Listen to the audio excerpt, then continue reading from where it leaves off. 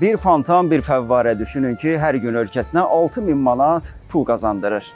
Bəli, dünyanın ən çox gəlir gətirən fəvvarəsi haqqında danışırıq, ayaqüstü tarixim. Bugünkü mövzusu eşq fəvvarəsi, yəni Trevi fəvvarəsi haqqındadır. Gedirik Romaya. Trevi fəvvarəsinin kökü çox qədimdir. Bu əsər 1762-ci ildə imperatorun kürəkəni Agrippa tərəfindən tikilmiş Roma su kəmərinin son nöqtəsi idi. Amma pul atmaq adəti hardan gəlir?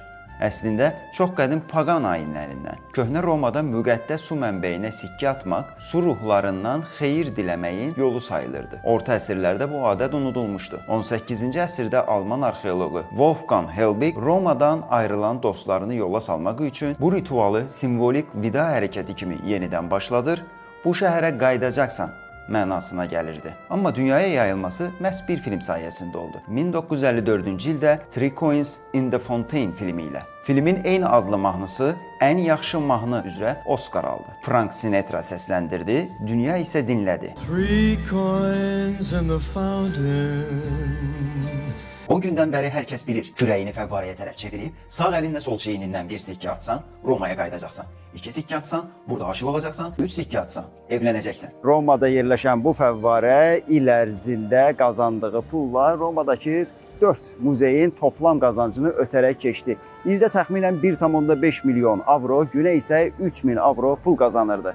Roberto adlı bir adam hər gün fəvvarəyə gəlir. Ucunda maqnit olan bir çubuqla təxmini günə 1000 avro pul çıxarırmış. Bu düz 34 il davam edir. Qanunda boşluq olduğundan polis heç nə edə bilmirmiş. Sonra öyrənilib ki, bu Roberto o pulları küçədə yaşayan evsizlərə yardım üçün uğurlayırmış. Bunu görən dövlət 2002-ci ildən etibarən həftədə 2 dəfə olmaqla yığılan pulları ölkədəki fərqli xeyriyyə qurumlarına, kasıblara, evsizlərə paylayır. Üstəlik, keçən il 9 milyon turistin ziyarət etdiyini görən Roma 2026-cı ildən fəvvarənin girişini turistlər üçün 2 avro edib. Gözlənilən əlavə gəlir ildə 20 milyon avrodur. Trevinin su dolu hovuzu deyil, arxasındakı hekayədir insanı ora çəkən.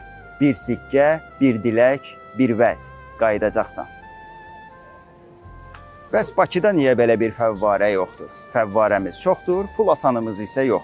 Bəlkə məsələ fəvvarədə deyil, əfsanədədir.